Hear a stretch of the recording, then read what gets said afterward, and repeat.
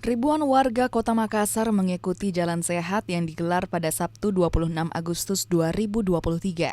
Jalan Sehat ini mengambil start di Jalan Cendrawasih dan finish di Center Point of Indonesia.